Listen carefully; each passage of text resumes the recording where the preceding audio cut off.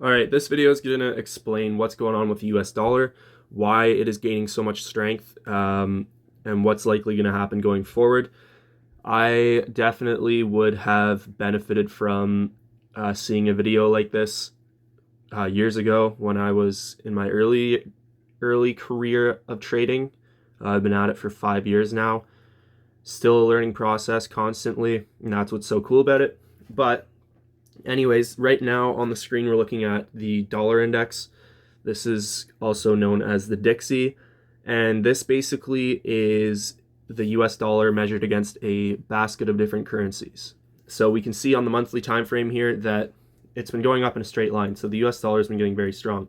So this is because a lot to do with bonds, actually, and just the fact that you can earn more money now parking your money into just a savings account.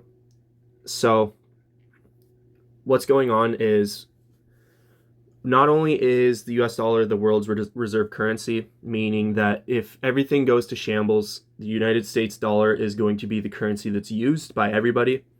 So we've had the war going on, that propped up the dollar, and then it comes down to interest rates now at this point. So what's going on is 9% annual interest rates, probably higher than that. And you need a very high interest rate to basically combat that. And right now we're pretty low. We're only at like 2.5% interest.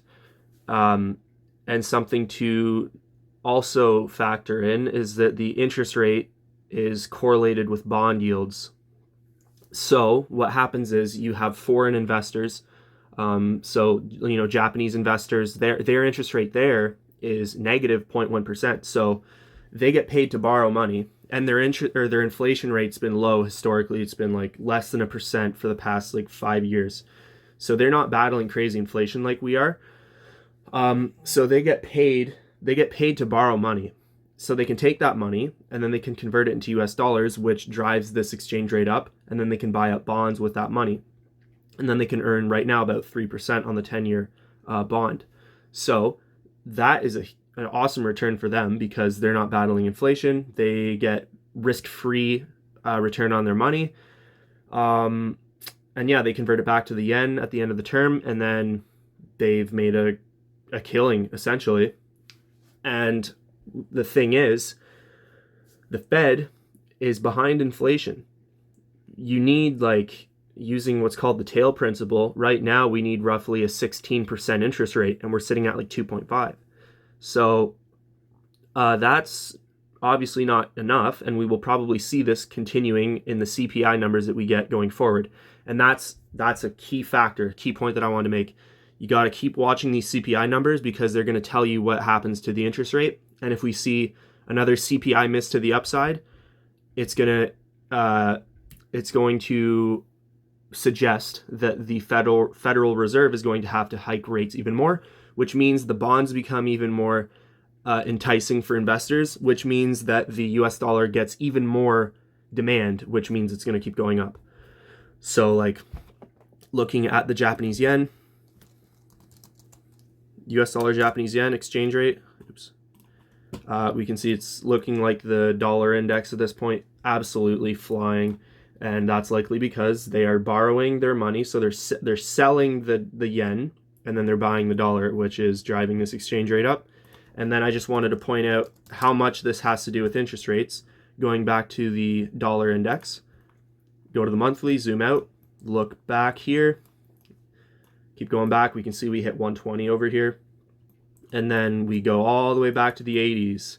And if you see what happened in the 80s, we hit 162 on the Dixie. What happened back here is a guy named Paul Volcker raised the interest rates to something like 20%. So bond yields went through the roof, and you got paid 20% just to do nothing with your money. So, and back then their interest rate was their inflation was a bit worse than ours is now, and expectations were also, they were not anchored, meaning that people thought it was just going to spiral out of control, which is not the case this time. But that could change, who knows.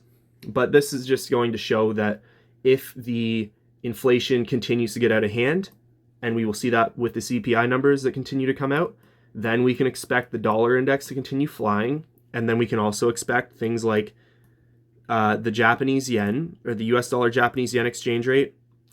We can expect it to continue going up.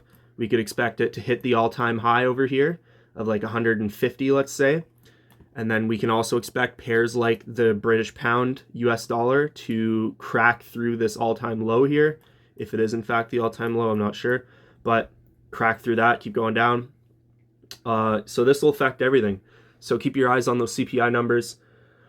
And then, you know, what's going to happen with the interest rates are going to drive everything. So this is key to understand, and not understanding this is going to leave you, as I was years ago, trying to basically short the US dollar Japanese yen because it looks overextended. And then it just keeps going in a straight line, friggin' plowing you over. And then you're just like, why is this going in a straight line? And you're not understanding. So that's what's going on. Interest rates are absolutely crucial. So yeah, tomorrow we get the interest rate decision at 2 p.m. Eastern time for the United States. I would expect 100 basis points, but we will see. And then Thursday, we have the GDP numbers coming in, I believe, at 8:30 in the morning. And that's going to drive the markets as well. So we got a crazy week on our hands here. Interest rates are key. Keep your eye on the CPI numbers, housing market as well. And then you'll have a better understanding of what may happen.